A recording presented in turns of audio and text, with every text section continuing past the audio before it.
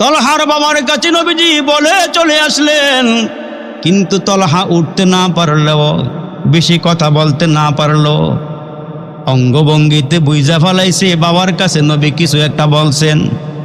হযরতে তলহা বাবারে ডাক দিয়ে বলে, আব্বা এদিকে আসো, আমার নবী কি বইলা গেছে সত্য সত্য কইও, লুকোচুরি কইরো না, কি বইলা গেছে বলো। তলহার বাবা চোখের পানিগুলো ছেড়ে কান্না করে আর বলে, তলহা রে, আমার নবী কয়ে গেছে রে, তুই নাকি বেশি দিন আর বাঁচবি না, তোর অবস্থাটা বেশি ভালো না রে। আমার নবী বইলা গেছে তুই মারা গেলে আমার নবীরে খবর দিতাম, আমার নবী আমরার ঘরে আসবো, তোর জানাজা পড়ব, নিজের হাতে কাফন পরাইব, নিজের হাতে কবরে নামাইব, আর দুইটা হাত বাড়াইয়া তোর পক্ষে আল্লাহর কাছে নাজাতের জন্য দোয়া করবি। ওই ছোট্ট তলহা ডাক দে বলে, আব্বা তুমি তো জানো না আমি তোমার থেকেও আমার নবীর আমি বেশি ভালোবাসি, তবে তোমার কাছে একটা অনুরোধ রইল, আমার নবী আমরার বাড়িতে যেই রাস্তা দিয়ে আসে, এই রাস্তার দুই পাশে ইহুদিরা বসবাস করে, আর আমার নবীর ইহুদিরা দুশ্মন মনে করে। যদি আমি রাতের বেলা মারা যাই, আমার নবীরে খবর দিও না, তার কারণ নবী আমার পাগল, আমিও নবীর পাগল। রাতের বেলা আমি মারা গেলে খবর দিও না, আমার মোহাব্বতে নবী রাতের বেলায় ছুটে আসবি, আমার ঘরে চলে আসবি, আর ওই রাস্তা দিয়া যদি হাইটা আসে গো, ইহুদিরা যদি আমার নবীর একা পাইয়া মাইরা ফালায়, হাসরের ময়দানে আমি আল্লাহর সামনে কি জবাব দিব। এই জন্য আমি রাতের বেলা মারা গেলে আমার নবীরে খবর দিও না, দিনের বেলা মারা গেলে খবর দিও, নবীজি যেন আমার জানাজায় অংশগ্রহণ করে। আল্লাহর কি কারিশমা, রাতের বেলায় তলহা মারা গেছে। তলহা দুনিয়া থেকে বিদায় হয়ে চলে যায়। তলহার আব্বা সন্তানের কথা অনুযায়ী নবীজির খবর দেয় নাই। রাতের বেলায় জানাজা দিয়া বাড়াইছে, দাফন করে বাড়াইছি। আমার নবী যখন ফজরের নামাজ পড়াইছে গো, তাকায়া দেখে জিবরাইল আমি নবীর সামনে এসে হাজির হয়ে গেছি। জিবরাইল, এত সকালে কি জন্য আসছো তুমি বলো? জিবরাইল ডাক দিয়ে, নবী গো আপনি কি জানেন না? কয় না না আমি জানি না, কি হয়েছে বলো। কয় আপনার প্রিয় সাহাবী, কিশোর সাহাবী তলহা রাতের বেলায় মারা গেছি। আমার আল্লাহ আমারে খবর দিতে পাঠাইছেন, আপনার ভালোবাসায়, আপনার অনুকরণে, অনুসরণে আল্লাহ রাতের বেলায় তলহারে জান্নাতের মালিক বানাই দিছি। আমার নবী ডাক দিয়ে বলে, সাহাবীরা রে, তলহার জন্য আল্লাহর জান্নাত ওয়াজিব হয়ে গেছে।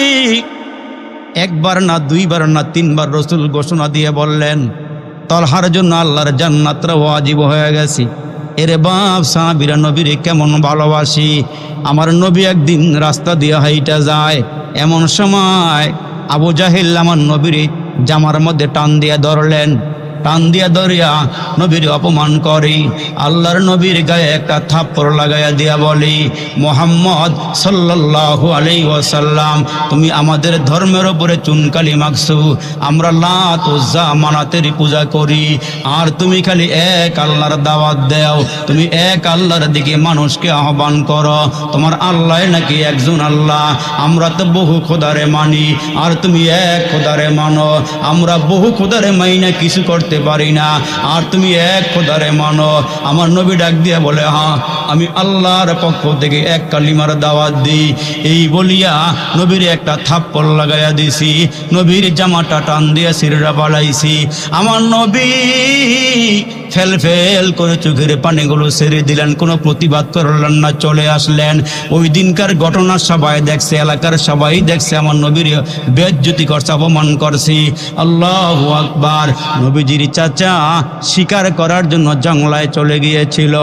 সন্ধ্যাবেলা যখন ঘরে ফিরছি, ওই ঘরের দাসী, আমির হামদার দাসী ডাক দিয়ে বলে, ও মনিব, আপনি কি খবর জানেননি? কয় কি খবর? কয় আপনার বাতিজা, যেই বাতিজার দিকে তাকাইলে বড় মায়া লাগে গো, বড় মোহাব্বত লাগে। ও আমির হামজা, ও আমার মনিব, আজকে আপনার বাতিজায় রাস্তা দিয়ে হাইটা হাইটা যাইতেছিল, আবু জাহিল্লা নবীর একা পাইয়া জামাটা টান দিয়া সিররা বালাইছি, আপনার বাতিজারে অপমান করছি। তখন হযরত আমির হামজা কালমা পড়ে নাই, মুসলমান হয় নাই। যেই মাত্র খবর পাইছে নবীরে থাপ্পড় দিছে, নবীরে অপমান করছে, ধনুকটা লইয়া আর দেরি করে নাই, আবু জাহিল্লারে তালাশ করা শুরু করে দিল। আবু জাহিল্লারে খুঁজতে খুঁজতে খানায় কাবার সামনে গিয়া পাইছি, গিয়া দেখে খানায় কাবার সামনে আড্ডা মিলাইছে, কয়েকজনে মিলে একসাথে বৈশা আড্ডা গল্প গুজব করতেছি। হযরত আমির হামজা গিয়া বলে, আবু জাহেল, তুমি নাকি আমার ভাতিজারে আঘাত করছো। আমার ভাতিজার কালমাটা আমি পড়ি নাই, কিন্তু আজকে নিয়ত করছি ভাতিজার কালমা আমি পড়ব। আর একটু জোরে কর না সুবহানাল্লাহ। আয় এদিকে আয়, আমার নবীরে কেন মারছস ক, আমার নবীরে কেন থাপ্পড় দিছিস বল। আবু জাহেল নিরুত্তর হয়ে দাঁড়িয়ে আছে, ধনুকটা বাহির করে এমন জোরে মাথায় আঘাত দিছে গো, একটা আঘাতে আবু জাহেলের মাথাটা ফাটাইছে। আর আবু জাহেলের সামনে দাঁড়ায় আমির হামজা কয়, লা ইলাহা ইল্লাল্লাহু মুহাম্মাদুর রাসূলুল্লাহ সাল্লাল্লাহু আলাইহি ওয়াসাল্লাম কালিমাটা পড়ে নবীর কাছে গিয়ে বললেন, বাতিজা, আমি তো কালমা পড়ে ফেলেছি, তোমার দুশ্মনের প্রতিশোধ নিয়ে আসছি। আমার নবী ডাক দিয়ে কয়, চাচা, প্রতিশোধ নেওয়ার জন্য তো আল্লাহ আমারে জগতে পাঠায় নাই, আমারে তো আল্লাহ পাঠাইছেন, ওমা আরসালনাকা ইল্লা রাহমাতাল লিল আলামিন। আমি জগৎবাসীর জন্য রহমত, আসমানবাসীর জন্য রহমত, জমিনবাসীর জন্য রহমত। আমি যেই দিন দুনিয়াতে আসব, আমারে পাওয়ার জন্য জমিনবাসী আল্লাহর কাছে দরখাস্ত করেছিল, আসমানবাসীও দরখাস্ত করেছিল, দিনও আল্লাহর কাছে দরখাস্ত করেছি, রাতও আল্লাহর কাছে দরখাস্ত দিয়েছি। রাত বলে আল্লাহ রাতের অংশে নবীরে পাঠাও, আমরা ধন্য হব। দিন বলে আল্লাহ দিনের বেলা পাঠাইলে আমরা ধন্য হব। আল্লাহু আকবার। জমিনবাসী কয়, আল্লাহ জমিনে পাঠাইলে আমরা ধন্য হব। রাত বলে, আসমানবাসী বলে আমরা ধন্য হব। আমার মালিক আমার আল্লাহ আমার নবীর এমন একটা সময় দুনিয়াতে পাঠাইছেন, সুবহ সাদিক না রাত না দিন, এই দুইটার মাঝামাঝি অংশে নবীরে পাঠাইছে আমার আল্লাহ দুনিয়াতে। দিন বলে আমার অংশে আসছি, রাত বলে আমার অংশে আসছি। আল্লাহ রাতেও না দিনে না, দুইটার মাঝামাঝি আমি আল্লাহ পাঠাইয়া রাতের দরখাস্ত কবুল করেছি, দিনের দরখাস্ত আমি আল্লাহ কবুল করেছি। আর জমিনে পাঠাইয়া আমি আল্লাহ জমিনবাসীর দরখাস্ত মঞ্জুর করেছি। মেরাজের রাত্রে আর সাজিমে নিয়া আসমানবাসীর দরখাস্ত আমি আল্লাহ মঞ্জুর করেছি। এ দরুচুর এলাকার বাবাজিরা রে, হোমনা এলাকার মুরব্বীরা, আবু জাহেলকে মারার পরে চাচা আমির হামজা কালিমা পড়ে মুসলমান হইয়া নবীজির কাছে গিয়া কয়, আজকে তোমার প্রতিশোধ নিয়ে আসছি। আমার নবী কয়, প্রতিশোধ নেওয়ার জন্য তো আল্লাহ আমার এ জগতে পাঠায় নাই। আমির হামজা ডাক দিয়ে বলেন, চাচা ও ভাতিজা বলো, আমরা কি সত্য ধর্মের ওপর আছি না আমরা মিথ্যা ধর্মের ওপরে আছি? আমার নবী ডাক দিয়ে বলেন, ইন্নাদ-দীনা ইনদাল্লাহিল ইসলাম। এই দুনিয়াতে যত ধর্ম আছে, ইহুদি, খ্রিস্টান, নাসারা, বৌদ্ধ, হিন্দু, আরজু, অনারজু, নাগা, কুকি, গারো, সৌতাল, খাসিয়াল, যত সম্প্রদায়ের মানুষ আছি, আল্লাহ ডাক দিয়া বলেন, এ জগতের মানুষ যারা বলে অজ্ঞ আনন্দ বিক্ষোভে আসি সংশয় অঙ্কেশ নাম শরণং সঙ্গম গচ্ছামি ওম শান্তি ওম শান্তি, এগুলো সত্য ধর্ম নয়। আল্লাহ কোরআনে বলেন, ইন্নাদ-দীনা ইনদাল্লাহিল ইসলাম। আল্লাহর কাছে পছন্দনীয় ধর্মের নাম হইল ইসলাম। এই ধর্ম ছাড়া অন্য যে কোনো ধর্ম অবলম্বন করে, আল্লাহ কয়, ওমাইয়াবতাগি গায়রাল ইসলামি দীনান ফালাই ইউকবালা মিন। আল্লাহর কাছে ইসলাম ধর্ম ছাড়া আর কোনো ধর্ম মনোনীত নয়।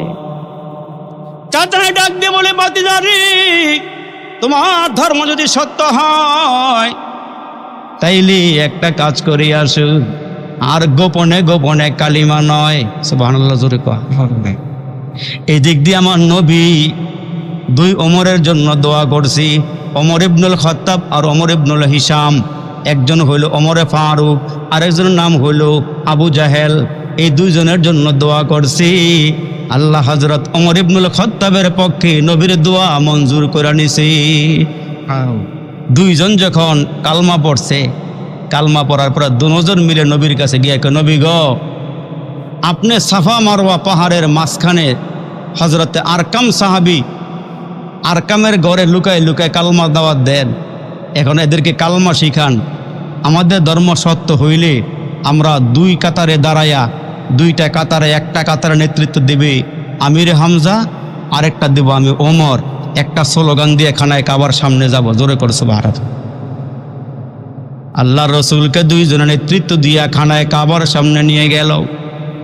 এই দুইজনে কালিমা গ্রহণ করে মুসলমান বন্ধুরা রে, উহুদের যুদ্ধের ময়দানে যখন এরা গেলেন, দুই হাতে অস্ত্র চালাইছেন, কখনো ডান হাতি, কখনো বাম হাতি। আল্লাহু আকবার। উহুদের ময়দানে গেলেন, এরা আবার বদরের প্রান্তরেও গেলেন। হযরত আমির হামজা বদরের প্রান্তরে গিয়া কয়েকজন কাফেরকে, প্রথম সারির কাফেরকে দুনিয়া থেকে বিদায় করে দিলেন। এক পর্যায়ে হযরত আমির হামজাকে ওই সময়ের উবাই ইবনে খলফ নামের একজন বড় ব্যক্তিত্ব ছিল, লিডার ছিল, নেতা ছিল। ওই নেতার একটা দাস ছিল, নাম ছিল ওয়াহশী। এই ওয়াহশী পরবর্তীতে কালিমা পরে মুসলমান হয়ে গেছি। এই ওয়াহশীকে তার মনিব ডাক দিয়া বলে, তিনজন ব্যক্তিকে মারতে পারলে তোমারে আজাদ করে দেওয়া হবে। একজন হইল মুহাম্মদুর রাসূলুল্লাহ সাল্লাল্লাহু আলাইহি ওয়াসাল্লাম, দ্বিতীয় জন হইল হযরত আমির হামজা, তিন নম্বরে হইল হযরত আলী, শেরে খোদা হযরত আলী। আল্লাহু আকবার। এই তিনজনকে যদি কতল করতে পারো তোমারে আজাদ করে দেওয়া হবে। হযরত আমির হামজা বীর বিক্রমে যুদ্ধ শুরু করে দিলি। একজন কাফের ডাক দিয়ে বলে, ওই যে নবীর চাচা আসতেছে, নবীর চাচারে ধর, হত্যা কর, কতল করে দে। ওই মুহূর্তে নবীর চাচায় কয়, আয় সামনে আয়। ওই কয়েকজন কাফের মিল্লা সামনে আসছি, বীর বিক্রমে যুদ্ধ করে ওই কাফেরগুলোকে দুনিয়ার থেকে বিদায় করে দিয়া সামনে আগাইছি। উবাই ইবনে খলফের দাস ওয়াহশী তীরন্দাজ ছিল, তীরন্দাজ, খুব তীর মারতে পারত, লক্ষ্য বস্তুর দিকে মারলে গিয়া ঠিক মতোই লাগতো।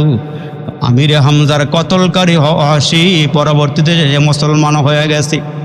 পাহাড়ের চিপায় পাথরের নিচে লুকাইয়া আছে, তার মনিবের নিকট থেকে বর্ষা লইয়া, তীর ধনুক লইয়া, পাথরের চিপায় বসিয়া দূরের থেকে হযরত আমির হামজাকে একা পাইয়া এমন জোরে তীর মারছে গো, তীরটা যাইয়া হযরত হামজার পেটে লাগছে, পিঠ দিয়ে বের হয়ে গেছি, ময়দানে পড়ে গেছি।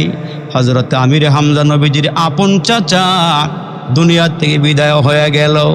আল্লাহ রসুল যখন জিহাদের ময়দানে যুদ্ধ বিরতি হয়ে গেল, যুদ্ধ বন্ধ হয়ে গেল, নবী ডাক দিয়ে বলেন, সাহাবীরা রে, আজকের এই যুদ্ধের ময়দানে যারা শাহাদাত বরণ করেছি, এই লাশগুলোকে একত্রিত করো, আর যারা আহত হয়েছে এদেরকে চিকিৎসা দাও।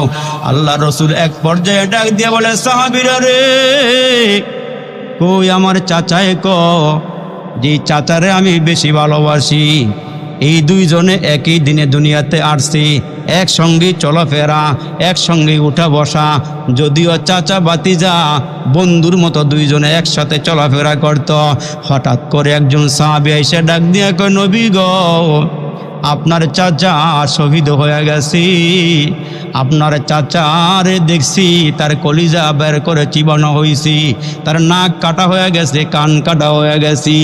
আমার নবী চাচার লাশটা দেখে এত চোখের পানি পড়াইছেন, এত কান্না করছেন চাচার দিকে তাকাইয়া, আল্লাহু আকবার, হেসকি দিয়া কান্দা শুরু করে দিলেন। আল্লাহু আকবার। ওই যুদ্ধের ময়দানে 70 জন সাহাবা শহীদ হয়ে গেল। এই 70 জন সাহাবের এক এক করে করে জানাজা রসুল পড়াইছেন, আর নবীর চাচার লাশটা সামনেই রাখা ছিল, এইটা সরাইতে দেয় নাই। 70 জন সাহাবীর জানাজা হয়েছে, এই 70 বার নিজের চাচার জানাজা নবীজি পড়ছে। পয়রা নবীজি এত কান্না কানছে গো, কাঁদতে কাঁদতে অস্থির হয়ে গেছি। আর নবীর চোখের পানি যখন শুকায় না, আমার আল্লাহ ডাক দিয়ে বলে, জিবরাইল তাড়াতাড়ি করে যাও, আমার নবীরে গিয়া বলো চাচার জন্য যেন আর না কাঁদে। আমি আল্লাহ আমিরে হামজার নামটা জান্নাতে লেখা দিছি, এমন কইরা আসাদুল্লাহ আসাদুর রসুলি। আমিরে হামজা হলো আল্লাহ এবং তার রসুলের বাঘ। সুবহানাল্লাহ, জোরে কও। মুসলমান ভাইরা, যে অহাসি নবীর চাচারে মারল, দুশ্মনের সাথে মানুষের কেমন আচরণ হয়। ফাতে মক্কা হয়ে যাওয়ার পর যারা সাহাবাই কেরামের ওপরে আক্রমণ করছে, যারা নবীর ওপরে আক্রমণ করছে, এরা তো সব পলায় গেছে, বিভিন্ন এলাকায় চলে গেল। এই নবীর চাচারে যিনি মারল অহাসি, সে পলায়ন কইরা তায়েফ নগরীতে চলে গেল। তায়েফে যাওয়ার পরে দিয়া আল্লাহ রসুল তায়েফ যখন অবরোধ করলেন, ওখানে সংবাদ রসুল পাঠাইয়া দিলেন, গিয়া বলো অহাসি যদি কালমা পড়ে, এই কালমার বিনিময়ে তার সব গুনাহ মাফ করে দেওয়া হবে। আর একটু জোরে কর। সে যদি কালিমা পড়ে, আমার চাচারে সে হত্যা করেছে, এইটাও তারে মাফ করে দেওয়া হবে। তারে সংবাদ দেও, তারে গিয়া বলো কালিমা পড়লে গুনাহ মাফ হয়ে যাবে। রসুল ঘোষণা দিয়ে দিলেন, ইন্নাল ইসলাম ইয়াহদিমু মা কানা ক্বাবলাহু। মুসলমান হওয়ার আগে একজন ইহুদি, খ্রিস্টান, হিন্দু যত গুনাহ করবে, কালিমাটা পড়ার সঙ্গে সঙ্গে তার পিছনের সব গুনাহ আল্লাহ মাফ করে দিব। শুধু গুনাহ মাফ করবে না, হায়াতের জিন্দেগিতে যত গুনাহ করছে আল্লাহ বলেন, উলাইকা ইউবাদদিলুল্লাহু সাইয়্যাতিহিম হাসানাত। যত গুনাহ করছে এই সবগুলো গুনাহকে আল্লাহ নেকের দ্বারা পরিবর্তন করে দেব। আমার আল্লাহ কত বড় দয়াশীল, আল্লাহ কত বড় মায়াশীল। আল্লাহ আমরাও ডাক দিয়া বলেন, কুলিয়া ইবাদিয়াল্লাযিনা আসরাফু আলা আনফুসিহিম। এ জগতের মানুষ যারা নিজের নফসের উপরে জুলুম করে বলাইছো, পাপ করেছো, অন্যায় করেছো, আল্লাহর কাছে হাত বাড়াইতে লজ্জা লাগি, তওবা করতে মা খারাপ লাগি। আল্লাহ ডাক দিয়া কয়, দিনে গুনাহ করার সময় পাস নাই, রাত্রে আয়, আমি আল্লাহ রাতের বেলা দিনের গুনাহ মাফ করে দিব। আবার রাতের বেলা গুনাহ করছস, সময় পাস নাই, দিনের বেলা আয়, আমি আল্লাহ দিনের বেলা মাফ করে দিব। আল্লাহ কয়, তোদের প্রকাশ্য দুশ্মন হলো শয়তান। ডাইন দিক দিয়েও ধোঁকা দেয়, বাম দিক দিয়েও ধোঁকা দেয়, সামনের দিক দিয়েও দেয়, পিছন দিক দিয়েও দেয়। শয়তান কইছে, আল্লাহ দেখবো তোমার বান্দা বান্দি কেমনে তোমার জান্নাত যায়। আল্লাহ কয়, তুই দেখতে থাক, দেখতে থাক, আমিও দেখবো। সুবহানাল্লাহ কর। তোর দেখা যেখানে শেষ, ওইখান থেকে আমার রহমত শুরু। তুই ডাইনে বামে সামনে পিছনে আমার বান্দা বান্দিরে ধোঁকা দিয়া গুনাহ করাবি। যদি কোন রকমে বুঝা ফেলায় আমি আল্লাহ গুনাহ করে ফেলাইছি, খালি বান্দা যদি দুইটা হাত উপরে বাড়াইয়া দিতে পারে, এই কপালটা আমার কুদরতি পায়ে লাগাইয়া দুইটা চারটা সিজদা দিয়া দিয়া হাত বাড়াইয়া দিয়া কয়, আল্লাহ আমি গুনাহ করে ফেলাইছি, আমার গুনাহ সাগরের ফেনা বরাবর হয়ে গেছি, আমার গুনাহ পাহাড় বরাবর হয়ে গেছে গো আমার আল্লাহ, আমার গুনাহ আসমান জমিনের শূন্য জায়গাটা ভরে গেছে রে আমার আল্লাহ। আল্লাহ গো, আমার গুনাহ মাফ করে দাও। আল্লাহ ডাক দিয়া কে, ওপরের দিকে শয়তানের কোনো ক্ষমতা নাই, আমি ওপর থেকে রহমতের পানি দিয়া বান্দার সব গুনাহ দুইয়া মুইসা সাফ করে দিব। ওই অহাসির কাছে রসুল চিঠি পাঠাইছে, গিয়া বলো সেজন্য ফিরে আসি, আল্লাহ তারে মাফ করে দিব। শর্ত লাগাইছে, ইল্লা মান তাবা ও আমানা ও আমিলা সলিহা। যারা তওবা করবি, যারা ঈমান আনব, নেক আমল করব।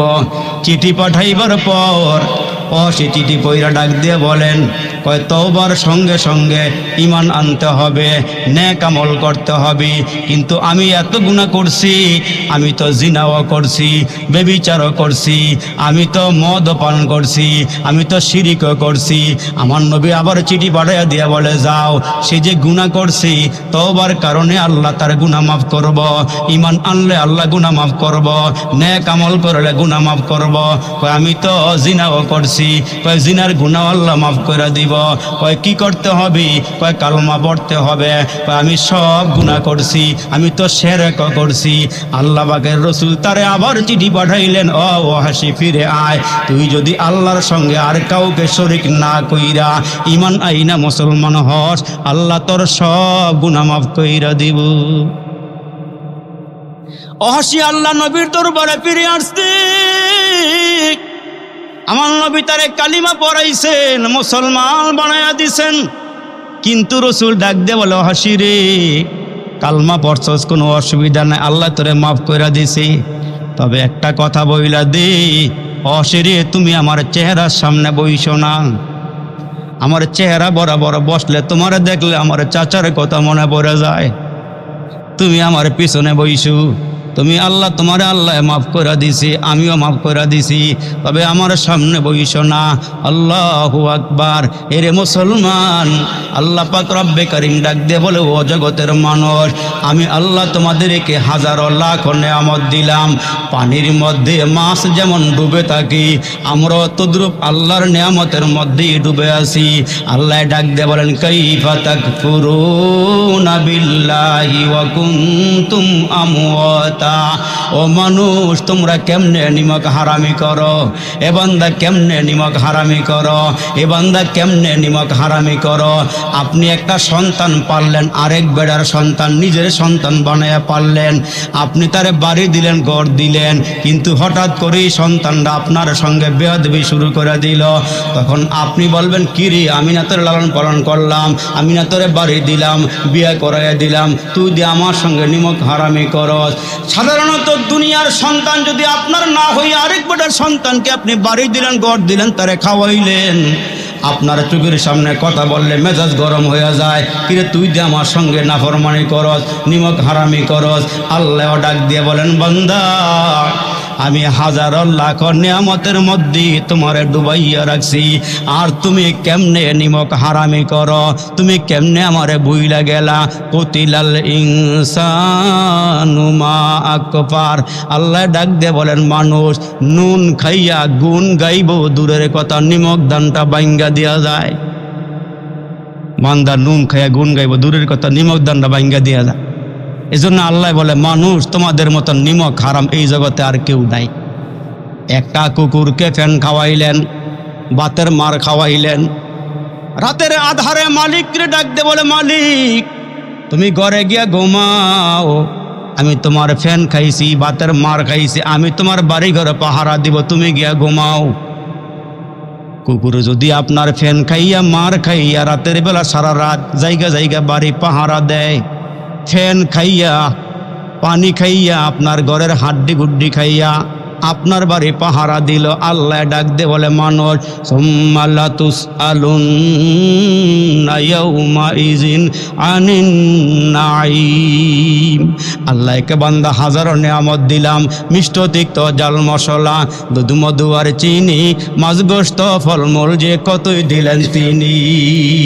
উদ্দেশ্য কেবল করব মোরা বন্দিগি মৌলার, প্রশংসা করি আমি আল্লাহ তাআলার।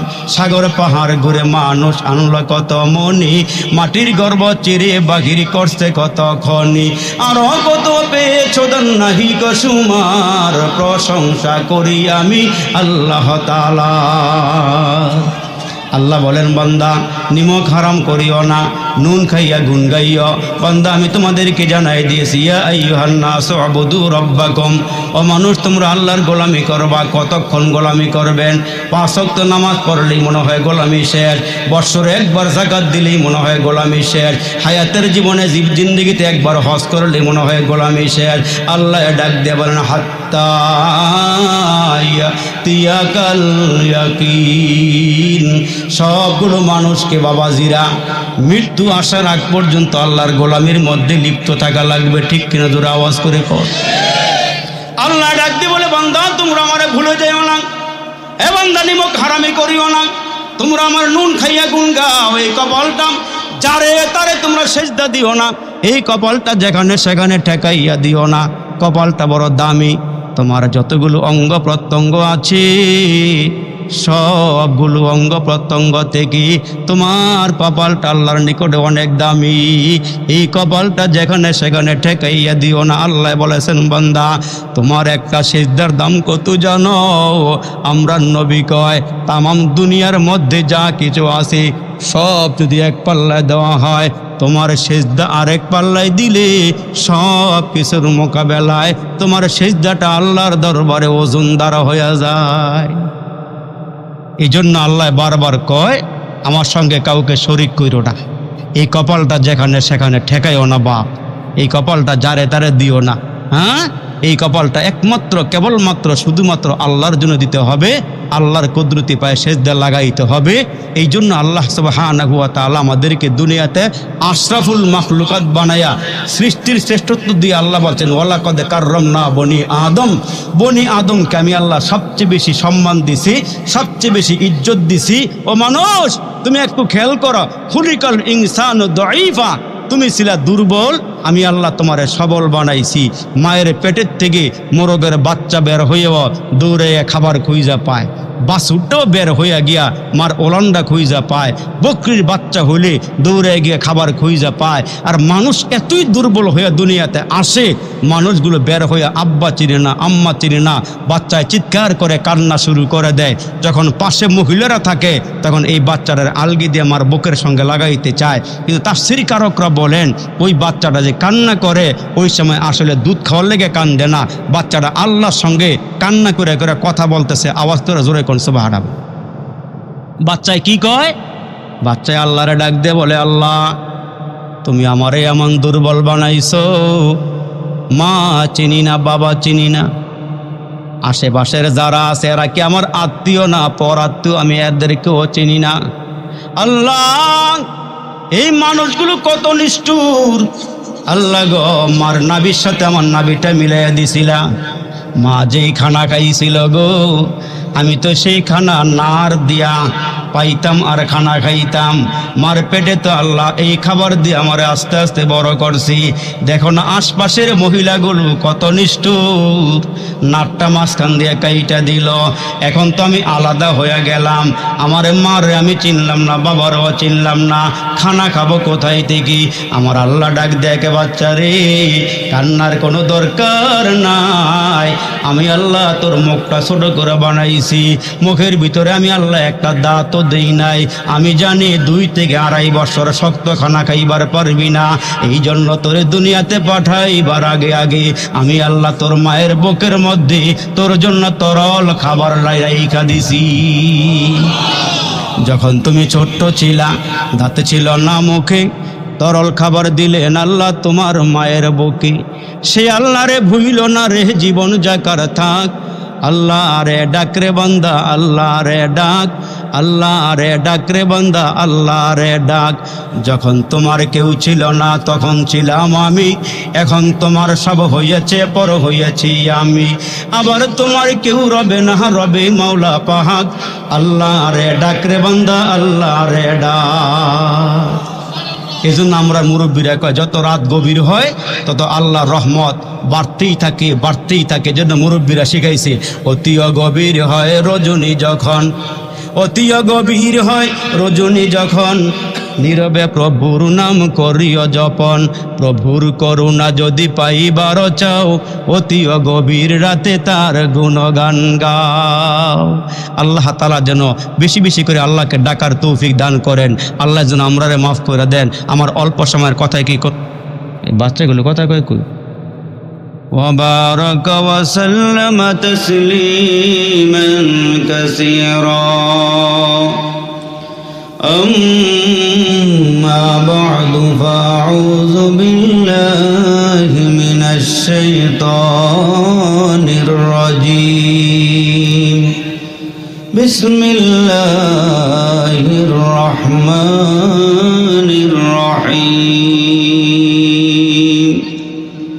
ثم لتسألن يومئذ عن النعيم صدق الله مولانا العظيم وصدق رسوله النبي الكريم ونحن على ذلك من الشاهدين والشاكرين والذاكرين والحمد لله رب العالمين. ہر لحظہ ہے مومن کی نئی شان نویان، گفتار میں کردار میں اللہ کی برہان. یہ راز کسی کو نہیں معلوم کہ مومن قاری نظر آتا ہے حقیقت میں ہے قرآن. اللهم صل على محمد وعلى آل محمد كما صليت على إبراهيم وعلى آل إبراهيم إنك حميد مجيد. اللهم بارك على محمد وعلى آل محمد كما باركت على إبراهيم وعلى آل إبراهيم إنك حميد مجيد.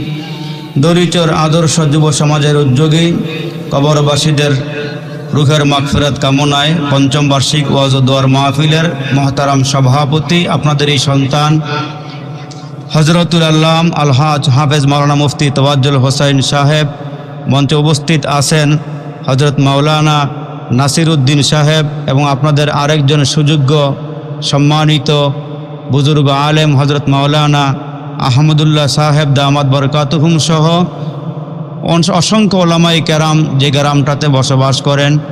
এই মাদ্রাসার খাতিরে আল্লাহ তাআলা অসংখ্য ওলামায়ে কেরাম এই এলাকার ভিতরে কবুল করে নিয়েছেন। আদর্শ সমাজের উদ্যোগে আয়োজিত যুব সমাজেরা আজকের এই মাহফিলটার আয়োজন করেছেন। অনেক বা এদিক সেদিক ঘোরাফেরা করতেছেন, আমি অনুরোধ করব মাহফিলটার প্যান্ডেলের ভিতরে চলে আসেন। এই রহমতি বরকতি জান্নাতি বাগানগুলো হাসরের কঠিন দিনে মিজানের পাল্লার মধ্যে ওজন দেওয়া হবে। হাসরের কঠিন ময়দানে আল্লাহ তাআলা আপনাকে আমাকে নাজাত দেওয়ার জন্যে, মুক্তি দেওয়ার জন্য, জান্নাত দেওয়ার জন্যে আল্লাহ তাআলা উসিলা তালাশ করবেন। রহমতে হক বাহানামি জুয়াত বান্দাকে আল্লাহ তাআলা মাফ করার জন্য উসিলা তালাশ করবেন। এই মাহফিলটা আমাদের পরকালের নাজাতের একটা উসিলা হয়ে যেতে পারে। তো যে রব আমাদেরকে আজকের এই মাহফিলে আসার বসার তৌফিক দিলেন, আমরা সকলেই শুকরিয়া আদায় করি, বলি আলহামদুলিল্লাহ। সুখে এবং দুঃখে আল্লাহর প্রশংসা করা, আল্লাহ শুকরিয়া আদায় করা। আল্লাহ শুকরিয়া আদায় করলে আল্লাহ খুশি হয়। আল্লাহ বলেন, ও মানুষ, আমি আসমান বানাইলাম, জমিন বানাইলাম, কুল কায়নাত বানাইলাম, সাগর, নদ নদী, খাল বিল, এত সুন্দর করে দুনিয়াটা আমি আল্লাহ বানাইয়া দিয়া, সাজাইয়া দিয়া, তোমাদেরকে আমি আশরাফুল মাখলুকাত বলে ঘোষণা দিয়া আমি এই জমিনে তোমাদেরকে পাঠাইয়া দিয়া বলছি, ও জগতের মানুষ, এই দুনিয়াটা তোমাদের থাকার জায়গা না, আসলে এটা তোমাদের আসল বাড়ি না। তোমাদের আসল বাড়ি হলো জান্নাতে। বাবা আদমের বাড়ি যেখানে, আমাদের বাড়িও সেখানে। এই জন্য এই দুনিয়া থেকে আমাদেরকে ওই বাড়িতে যাওয়ার জন্য কিছু সামানা তৈয়ার করতে হবে। এই জন্য আল্লাহ রাব্বুল আলামিন বলেন, ও জগতের মানুষ, তোমাদের বাড়ি এই দুনিয়ার মধ্যে নয়, তোমাদের বাড়ি আমার আল্লাহর জান্নাতের মধ্যে। আল্লাহ আমরার বাড়ি বানাইলেন। ওই রব, ওই মালিক আল্লাহ ডাক দিয়ে বলেন, হে মানুষ, ইয়া আইয়ুহান নাস উবুদু রাব্বাকুম, ওই বাড়িতে যাওয়ার জন্য তোমরা আমার গোলামি করো, আমার দাসত্ব করো, আমার বন্দেগী করো।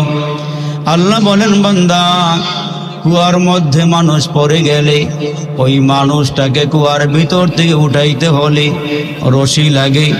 বড় ধরনের রশি ছেড়ে দিলে যিনি কুয়াতে পড়ে গেছেন, ওই রশির মাথায় ধরলে, অগ্রভাগে ধরলে ওপরে যারা আছে টেনে টেনে ওপরে উঠাইয়া নেয়।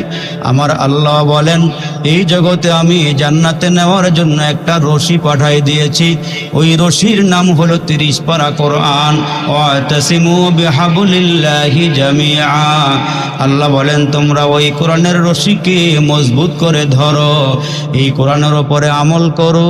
দুনিয়ার জমিন থেকে এই রশি আবার তোমাদেরকে টেনে টেনে আমার জান্নাতে পৌঁছাইয়া দিবে। এই জন্য জান্নাতে যাওয়ার জন্য আল্লাহ আমাদেরকে মহাগ্রন্থ আল কোরআন দিলেন। আল্লাহ বলেন, হে জগতের মানুষ, যখনই তোমাদের সামনে কোরআন তেলাওয়াত করা হবে, অবহেলা না করে, এইটার প্রতি অনীহা না দেখাইয়া সম্মান দেখায়া ইজ্জত দেখায়া তোমরা যখন কোরআনের মজলিসে বসে যাবে, এই জগতের মানুষ কোরআনের মাহফিল যখন হয় ওই মাহফিলগুলোর মধ্যে আসবে, বসবে, দিলের কান লাগায় লাগায় কোরআন তেলাওয়াত শুনবে। আল্লাহ বলেন যতক্ষণ শুনবা, আল্লাহ তাআলা কোরআনে বলেন ওয়াইজা কুরিয়াল কুরআনু ফাসতামিউ লাহু ওয়া আনসিতু লাআল্লাকুম তুরহামুন। আল্লাহ বলেন যখনই তোমাদের সামনে কোরআন পড়া হয়, যখনই তোমাদের সামনে কোরআন তেলাওয়াত করা হয়, মনোযোগ দিয়ে কোরআন তেলাওয়াত শুনবা। তাহলে যতক্ষণ শুনবা এতক্ষণ তোমাদের উপরে আল্লাহর পক্ষ থেকে রহমত সাকিনা নাজিল হতে থাকবে। জোরে কোন সুবহানাল্লাহ। বাবাজিরা রে আমার, যে যেখানে আছেন এসে পড়েন, মাহফিলে বসে যান। সাহাবাই কেরাম তো নবীর সামনে বসতেন এমন করে, মনে হয় যেন একটা মরা গাছ দাঁড়িয়ে আছে। ওই দাঁড়িয়ে থাকা গাছের মধ্যে পাখি যেমন বসা থাকে, মরা গাছের যেমন কোনো নড়াচড়া নাই। সাহাবাই কেরাম নবীজির সামনে বইসা বইসা বয়ান শুনত, এমন করে বয়ান শুনতেন যেন মরা গাছের মধ্যে পাখি বসা আছে। ইমামে আজম আবু হানিফা রহমাতুল্লাহ আলাইহি দুনিয়া থেকে বিদায় হয়ে যাওয়ার পর পাশেই ছিল গরিবের একজন গরিব বাড়িওয়ালা। ওই গরিব ঘরের সন্তান একদিন বাবাকে ডাক দে বলে, বাবা গো, আমাদের বাড়ির পাশে যে ছাদ ছিল, বিল্ডিং ছিল, ওই বিল্ডিংয়ের ওপরেই দেখতাম ডেলি রাতের বেলা একটা পিলার দাঁড়ায়া থাকতো, একটা খাম্বা দাঁড়ায়া থাকতো। বাবা গো, আজকে অনেক দিন হয় ওই পিলারটা দেখি না, পিলার কি ভেঙে গেল নাকি, খাম্বাটা ভেঙে গেল নাকি? বাবায় ডাক দিয়ে বলে, শোনো রে বাবা, এইটা আসলে পিলার নয়, এটা খাম্বা ছিল না। ইমামে আজম যেই কয়দিন দুনিয়াতে বেঁচে ছিলেন, ওই ছাদের ওপরে আসার নামাজের পরে নামাজে দাঁড়ায় যাইতেন, ফজর পর্যন্ত নামাজে দাঁড়ায়া দাঁড়ায় আল্লাহর কোরআন তেলাওয়াত করতেন। ইমামে আজম আবু হানিফা মৃত্যুর আগে নিজের সন্তানের হাত চেপে ধরলেন, চেপে ধরে ধরে সন্তানকে বলে, বাবা এদিকে আসো, তুমি আমার সাথে আসো, আমার ঘরের কর্নারগুলো দেখো। কখনো দক্ষিণ কর্নারের সন্তান নিয়ে গেলেন, কখনো উত্তর কর্নার নিয়ে গেলেন, কখনো পশ্চিম কর্নারে, কখনো পূর্ব কর্নারে। ছেলেটায় ডাক দিয়ে বলে, বাবা আমাকে ঘুরাইয়া ঘুরাইয়া ঘরের কর্নার কেন দেখাইতেছেন? ওই মুহূর্তে ছেলেটায় ডাক দিয়ে বলে, বাবা গো, কেন আমারে বারবার আপনি ঘরের কোনা দেখাইতেছেন, কি জন্য আমারে বলেন? ওই মুহূর্তে ইমামে আজম আবু হানিফা ডাক দিয়ে বলে, ছেলে রে, কখনো যদি গুনাহ করো, গুনাহ কইরেই ফালাও, এই ঘরের ভিতরে কখনো কোনো গুনাহ করবা না। কারণ আমি এই ঘরের কোনায় কোনায় বসে বসে কতবার যে কোরআন খতম করছি তা জানা নাই। এই জন্য এই ঘরটার মধ্যে কোনোদিন একটা সগীরা গুনাহ কইরো না। আমার আল্লাহ পাকের রাসূল ডাক দিয়ে বলেন, ইন্নাল্লাযী লাইসা ফী জাওফিহি শাইউম মিনাল কুরআনি কাল বাইতিল খারিব।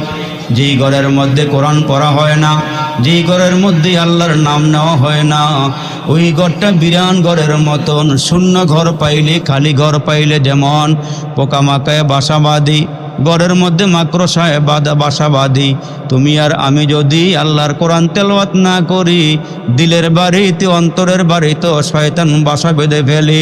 এই জন্য বেশি বেশি করে আল্লাহর নাম নেওয়া। আল্লাহ বলেন, বান্দা তোমরা আমার ইবাদত করো, আমার গোলামি করো। নবীজিকে সাহাবীরা জিজ্ঞেস করছে, নবী গো, কতক্ষণ পর্যন্ত আমরা আল্লাহর গোলামি করব? আমার আল্লাহর রাসূল ডাক দিয়া কয়, ও উম্মতেরা শোনো, আল্লাহ বলেছেন, হাত্তা ইয়াতিয়াকাল ইয়াকিন, মৃত্যু আসার আগ পর্যন্ত প্রত্যেকটা মানুষকে আল্লাহর গোলামি করতে হবে। মুসলমান ভাইরা রে আমার, খুব মনোযোগ দিয়ে কথাগুলো শুনবেন। আল্লাহ রাব্বুল আলামিন আমাদেরকে অনর্থক দুনিয়াতে পাঠায় নাই, ও কারণে পাঠায় নাই, নিষ্প্রয়োজনে পাঠায় নাই। যদি এখন আপনার সামনে একজন ছেলে বাজারও যায়, যদি জিজ্ঞেস করেন, ও মিয়া কোথায় যাও? কয় বাজারে যাই। কি জন্য যাও? কয় বলতে পারি না কি জন্য যাই। যেই লোকটা বাজারের দিকে যায়, কি জন্য যায় বলতে পারে না। যদি আপনি বলেন, বাবা রে কি জন্য বাজারে যাও? কয় বলতে পারি না। যেই ছেলেটা বাজারে কেন যায় বলতে পারে না, তখন আমরা মনে করি ছেলেটা পাগল, উদ্দেশ্যহীনভাবে বাজারে যায়। কি লেগে যায় সে বলতে পারতেছে না, কেন যাইতেছে। তো আল্লাহ ডাক দিয়ে বলে, মানুষ আমি আল্লাহ তোমাদেরকে দুনিয়ায় কি জন্য পাঠাইছি তোমরা একটু বুঝো, জানো। আমি আল্লাহ অনার্থক পাঠাই নাই, ও কারণে পাঠাই নাই। আল্লাহ বলেন, আফা হাসিবতুম আন্নামা খালাকনাকুম আবাসা ওয়া আন্নাকুম ইলাইনা লা তুরজাউন। আল্লাহকে মানুষ অনার্থক পাঠাই নাই, ও কারণে পাঠাই নাই, নিষ্প্রয়োজনে পাঠাই নাই। এত সুন্দর একটা আয়োজন যুবকের আয়োজন করছেন, প্যান্ডেল সাজাইছেন, নিচের বিছানা সুন্দর দিছেন। আমাদের আসার সময় হয় না, বসার সময় হয় না, বাজারে চায়ের দোকানে গল্প গুজবের সময় হয়। ও মানুষ গাফলতের জীবনে আছো, গাফলতের জীবনে আছো। আল্লাহ বলেন, ওয়ালা তাহসাবান্নাল্লাহা গাফিলান। ও মানুষ তোমরা যে গাফেল মনে করছো, আল্লাহ বুঝেন, আল্লাহ সব বুঝে। আল্লাহ বলেন, মানুষ আমি আল্লাহ অনার্থক বানাই নাই, ও কারণে বানাই নাই, নিষ্প্রয়োজনে বানাই নাই। আল্লাহ বলেছেন 5 ওয়াক্ত নামাজ পড়ো, রমজান মাসের রোজা রাখো, বান্দা হজ্জে বাইতুল্লাহ ফরজ হলে হজ করবা, যাকাত ফরজ হলে যাকাত দিবা। বান্দা তোমাদেরকে আমি জানাই দিয়েছি, যখনই সময় পাইবা ফাজকুরুনি আযকুরুকুম, তোমরা আমারে স্মরণ করবা, আমি আল্লাহ তোমাদেরকে স্মরণ করব। আর মালিক ডাক দিয়া বলেন, আল্লাযীনা ইয়াযকুরুনাল্লাহা কিয়ামান ওয়া কুউদান ওয়া আলা জুনুবিহিম। দাঁড়ায় আছো আল্লাহর জিকির করো, বসে আছো আল্লাহর জিকির করো, শুয়া পড়ছো ঘুম আসে না এখনো জিকির করো। সময় পাইলে নবীজির সঙ্গে সম্পর্ক লাগাও, বেশি বেশি করে নবীর উপরে দুরূদ শরীফ পড়ো। উম্মতের আরে যে উম্মত নবীর উপরে একবার দুরূদ শরীফ পড়ে, মান সাল্লা আলাইয়া ওয়াহিদাতান সাল্লাল্লাহু আলাইহি আশরা। নবীজি কয়, আমার কোন উম্মত যদি আমার উপরে একবার দুরূদ শরীফ পড়ে, বড় দরুদ পড়তে পারেন নাই, ছোট ছোট দুরূদ আছে, সাল্লাল্লাহু আলাইহি ওয়াসাল্লাম, সাল্লাল্লাহু আলাইহি ওয়াসাল্লাম। যারা বেশি বেশি দরুদ পড়ে গো, আমরা নবী কয় একবার দরুদ পড়লে আল্লাহ তার উপরে 10টা রহমত নাজিল করে। সুবহানাল্লাহ। কয়টা রহমত? 10টা রহমত নাজিল করে। আল্লাহ তার 10টা গুনাহ মাফ করে দেয়, তার সম্মান আল্লাহ 10 গুণ বাড়ায় দেয়। মুসলমান ভাইরা রে আমার নবী ডাক দিয়ে বলেন, মান সাল্লা আলাইয়া ইনদা কবরি সামিআতুহু ওয়া মান সাল্লা আলাইয়া নাইবান অবলিগতুহু। কেউ যদি রওজার কিনারায় গিয়া, মদিনা শরীফে গিয়া নবীজির রওজার পাশে দাঁড়ায়া নবীরে সালাম দেয়, ওখানে গিয়া যারা দরুদ শরীফ পড়ে, আমার নবী কয় কেউ যদি আমার কিনারায় দাঁড়ায়া দরুদ শরীফ পড়ে, আমি নিজ কানে শুনি, আর দূর থেকে দরুদ পড়লে এই দরুদ হাদিয়া যতবার পড়বা ততবার আমার রওজায় পৌঁছায় দেওয়া হয়। এই জন্য নবীর আশিক হইতে গেলে বেশি বেশি দুরূদ শরীফ পড়া লাগবে, নবীর মোহাব্বত করতে নবীর জন্য জান দেওয়া লাগবে। আমার নবী বলেন, লা ইউমিনু আহাদুকুম হাত্তা আকুনা আহাব্বা ইলাইহি মিন ওয়ালিদিহি ওয়া ওয়ালাদিহি ওয়ান নাসি আজমাইন। ও জগতের মানুষ, তোমরা নিজের জানের চেয়ে, নিজের মালের চেয়ে, আব্বা আম্মার থেকে, পিতা মাতার থেকে, ও দুনিয়ার মানুষেরা, ছেলে মেয়ের থেকে, স্ত্রী পুত্র থেকে, অর্থাৎ যা কিছু দুনিয়াতে আছে, আমার বাড়ি, আমার ঘর, আমার ব্যবসা প্রতিষ্ঠান, আমার নিজের যা কিছু আছে, আমার নবী কয় ওইগুলো সব থেকে আমি নবীরে তোমরা বেশি ভালোবাসবা, তাইলে তোমরা প্রকৃত আশিক রসুল হইতে পারবা।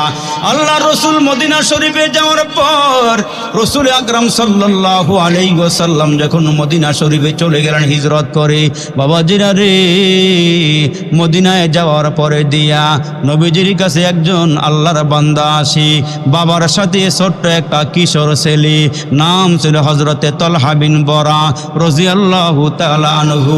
বাবার সাথে নবীজির দরবারে আসেন, আয়েশা নবীজির চেহারার দিকে তাকায়, নবীজি তার দিকে তাকায়া মুস্কি মুস্কি হাসি, আবার ওই বাচ্চাটাও নবীজির চেহারার দিকে তাকায়া মুস্কি মুস্কি হাসি। নবীজি তারে কাছে ডাক দেয়, ওই কিশোর ছেলেটা তালহা বিন বরা রাদিয়াল্লাহু তাআলা আনহু। নবীজির কাছাকাছি আয়েশা বসি, আবার কচি হাত দিয়া নবীজির গলা মুবারকের মধ্যে জড়ায়া ধইরা ডাক দিয়া কয়, নবী গো, আমি আপনারে ভালোবাসি। ছোট্ট কিশোর ছেলে ডাক দিয়া কয়, নবী গো, আমি আপনারে ভালোবাসি। আমার নবী কয় আমিও তোমারে ভালোবাসি। ওই ছোট্ট ছেলে, কিশোর ছেলেটা কখনো নবীর গালে চুমা দেয়, কখনো কপালে চুমা দেয়, কখনো খতমে নবুয়াতের সিলমোহরে চুমা দেয়, আর কয় বাবা গো, নবীর দরবার থেকে আমার বাড়িতে যাইতে মনে চায় না, এই দরবারে থাকতে আমার বড় ভালো লাগে। কেমন নবীরে মোহাব্বত করে, কেমন নবীরে ভালোবাসি আমরা। নবী কয় ও আশিক রসুল দাবিদারেরা, নিজের জানের চেয়ে নবীরে বেশি ভালোবাসবা। খালি বছরে দুই একটা গজল গাইলে নবীর আশেক হওয়া যায় না। দিবানিশি মনহরে আমার আর দিও না যন্ত্রণা, হায়রে ধনে যদি হইতাম ধনী যাইতাম সোনার মহদিনায়। আরে দুই একটা গজল গাইলে নবীর আশেক হওয়া যাইব না? এরে বাপ, ওই সাহাবীরা নবীরে কেমন ভালোবাসে, কেমন মোহাব্বত করে। মাঝে মাঝে নবীর দরবারে আসি, অনেক দিন হয়ে যায় ওই তলহা নবীর দরবারে আসি, কিন্তু মুসলমানেরা রে বাবা নবীর দরবারে আসি, ওই ছোট বাচ্চাটা নবীর দরবারে আসে না। একদিন আমার নবী ডাক দিয়া বলেন, ও ও তলহার বাবা, তোমার সন্তানটাই কই? কেন আমার দরবারে আসে না? কেন সে আমার কাছে আসে না? হযরতে তলহা ডাক দিয়া বলেন, ওগো নবীজি, ও নবীজি, আপনি শুনেন। আল্লাহু আকবার। ওই তলহায় নবীরে কত ভালোবাসি। নবী মাঝে মাঝে তার বাবারে জিজ্ঞেস করে, তলহায় কেন আসে না? কয় হুজুর, তলহা তো অসুস্থ হয়ে গেছি, বিছানার ভেতরে পড়ে আছি, উঠতে পারে না, দাঁড়াইতে পারে না, আপনার দরবারে আসতে চায়, আপনার নুরানি চেহারা দেখতে চায়, কিন্তু আসতে পারে না। আমার নবী ডাক দিয়া বলে, কি হইছে? কয় নবী গো, বিছানার থেকে উঠতে পারে না, দাঁড়াইতে পারে না, কঙ্কাল সারা হয়ে গেছি, দুরারোগ্য ব্যাধিতে আক্রান্ত হয়ে গেছি, এখন আপনার দরবারে আসতে পারে না। আমার নবী ডাক দিয়ে বলে, তাইলে শুনো, সে যেহেতু আমারে মোহাব্বত করি, আমিও তারে মোহাব্বত করি, সে যেহেতু আমার দরবারে আসতে পারে না, আমি নবী তার তোমার বাড়িতে গিয়া তোমার সন্তানটারে এক নজর দেখে আসবো। নবীজির সঙ্গে তার কেমন প্রেম, তার কেমন ভালোবাসা। কলিজার টুকরা যুবক, নবীজির কেমন মোহাব্বত করি গো, নবীরে কেমন ভালোবাসি। আমরাও তো আশিক রসুল দাবি করি, নিজের মধ্যে সুন্নত নাই, ঘরেও সুন্নত নাই, অথচ আমরা নবী ডাক দিয়ে বলেন, মান আহাব্বা সুন্নতি ফাকাদ আহাব্বানি ওয়া মান আহাব্বানি কানা মাই ফিল জান্নাহ। আমরা নবী কয়, যে ব্যক্তি আমার সুন্নতরে ভালোবাসবি, হাসরের কঠিন ময়দানে যদি কোনো আমল নাও নিতে পারি গো বাবা, আল্লাহর সামনে দাঁড়ায় গিয়ে বলবো, তেরে মাহবুব কি ইয়া রব শাবাহাত লেকে আয়া হু, তেরে মাহবুব কি ইয়া রব शबाहत लेके आया हो, हकीकत उसको तू कर दे मैं सूरत लेके आया हूँ। খাজা আজিজুল হাসান মাজজু বলেন, হাসরের ময়দানে আল্লাহর সামনে গিয়ে দাঁড়ায় বলবো, মালিক গো, কিছু আনবার পারি নাই, তোমার নবীর একটা সুরত লয়ে আইছি, আমার মুখের ভিতরে তোমার নবীর সুন্নতরা লয়ে আইছি, কিছু আনবার পারি নাই, তোমার নবীর সুন্নতরা নিয়ে আসছি। ওই মুহূর্তে আমার আল্লাহ বলবেন, যাও, তুমি আমার নবীর মোহাব্বত করছো, নবীর অনুসরণ অনুকরণ কইরা নবীর সুন্নত মুখে লই আইছো, আমি তাকায় দেখছি তোমার আমল নামার মধ্যে তেমন কোনো আমল নাই, কিন্তু তুমি নবীরে ভালোবাসছো, নবীজির সুন্নতরা মুখের উপরে নিয়ে আইছো। যাও যাও, আজকে আমি তোমারে মাফ কইরা আমার জান্নাতের ফয়সালা করে দিলাম। যার মধ্যে সুন্নত নাই সে নবীর উম্মত কি করে দাবি করে? এ মুসলমান, আল্লামা শফি রহমাতুল্লাহ আলাই, পাকিস্তানের বড় মুফতি আজম মুফতি শফি হজ্জে বাইতুল্লাহ করার জন্য চলে গেলেন বাইতুল্লাহ। খানায় কাবার কাজ শেষ কইরা গো মদিনা নবীর রওজা জিয়ারত করতে রওনা দিলেন। মদিনা শরীফে যাওয়ার পর মদিনার মাটির এত ভালোবাসি, এত মোহাব্বত করে আর বলি যে মাটির মধ্যে আমার নবী শুয়া রইছে গো, এই মাটির মধ্যে কোনো বেয়াদবি করা যায় না। এই নবীজির মাটির সঙ্গে, নবীর সঙ্গে কোনো রকমের খারাপ আচরণ করা যায় না। ওই আল্লাহর ওলি মুফতি শফি রহমাতুল্লাহ আলাই হজ্জ বাইতুল্লাহ করতে যাইয়া নবীজির রওজার কিনারায় যখন যায় গো, বাবু সালাম গেট দিয়া ডুইকা নবীজিরে সালাম দেওয়ার জন্য হাঁটি হাঁটি পা পা করে সামনের দিকে আগায়। কিছু পথ যাওয়ার পর একটা খুঁটির মধ্যে হেলান দিয়া দাঁড়ায়া গেলেন আর বলতেছেন, আমার মধ্যে কি আমল আছে, আমার মধ্যে কি গুণ আছে, আমি কোন পাওয়ারে কোন ক্ষমতায় নবীর সামনে গিয়ে দাঁড়াবো, আমার মধ্যে তেমন কোনো আমল নাই। অথচ যেই লোকটা বলে তেমন কোনো আমল নাই, এই লোকটা একটা মোস্তাব আমলও জীবনে ছাড়ে নাই। সুবহানাল্লাহ, জোরে কথা। এত আমল থাকার পরেও বলে আমার মধ্যে কি আমল আছে, আমি নবীর সামনে গিয়ে দাঁড়াবো। এত আমল করার পর মুফতি শফি রহমাতুল্লাহ আলাই খুঁটির মধ্যে হেলান দিয়ে দাঁড়ায় গেলেন। সামনের দিকে আর পা চলে না, সামনের দিকে আর আগাইতে পারে না। মুফতি শফি রহমাতুল্লাহ আলাই খুঁটির মধ্যে হেলান দিয়ে দাঁড়ায় চিন্তা শুরু করে দিলেন, কার সামনে দাঁড়াইলাম গো, আর নিজের মধ্যে তো কোনো আমল নাই। খুঁটির মধ্যে হেলান দিয়ে দাঁড়ায় চিন্তা করতে করতে চোখ লাইগা গেছি, তন্দ্রা এসা গেছি। তন্দ্রার ভিতরে তাকায় দেখে গো, নবীজির রওজার ভিতরে আমার নবীরে দেখা যাইতেছে। আর রওজার ভিতর থেকে হাত ছানি দিয়া দিয়া বলে, ও শফি, কেন খুঁটিতে দাঁড়ায় রইছস, কেন হেলান দিয়া খাড়ায় রইছুস, আয় সামনের দিকে আয়। আমি রসুল বলে দিলাম, যার মধ্যে সুন্নাহের আমল আছে সে আমার নিকটবর্তী, আর যার মধ্যে সুন্নত নাই সে যত কাছে আসুক না কেন সে আমার থেকে অনেক দূরে। সুন্নত থাকলে নবীর কাছাকাছি থাকা যায়, আর বেদাত থাকলে নবীর থেকে অনেক দূরে, অনেক দূরে। এই জন্য এক একটা সুন্নতের দাম অনেক বেশি। আল্লাহ রসুল বলেন, যে সুন্নতকে মহাব্বত করলো সেজন্য আমি নবীরই মহাব্বত করলো, যে সুন্নতরে ভালোবাসলো সেজন্য আমারই ভালোবাসলো। মুফতি শফিকে ডাক দিয়ে, আয় সামনের দিকে আয়। কেন দাঁড়ায় আসোস, তুই তো আমার একজন খাঁটি আশিকে রসুল, তুই তো আমার খাঁটি প্রেমিক। আল্লামা শেখ সাদি রহমতুল্লাহ আলাই হায়াতের জীবনের অনেক আমল লইয়া এখন চিন্তা করি আমার মধ্যে কি আমল আছে, হাসরের দিন নাজাত পাবো, দেখি কিছু একটা করা যায় কিনা। উনি তো কবি ছিলেন, ভ্রমণ প্রিয় মানুষ ছিলেন। নবীজির শানে একটা কবিতা লেখলেন, আমার দিকে তাকান। নবীজির শানে একটা কবিতা লেখা শুরু করলেন, কাগজ কলম হাতে নিলেন, বৈশা লেখা শুরু করলেন। বালাগাল ওলা বিকামালিহি কাশাফাদ্দুজা বিজামালিহি হাসুনাতে জামিআ খিসালিহি।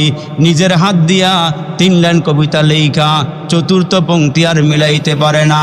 ওই কবিতা লেখছে সর্বোচ্চ শিখরে যিনি, নিজ মহিমায় কাটিল তিমির রাশি, যার রূপের আভায় চরিত্র মাধুরিতা আর অতি মনোরম।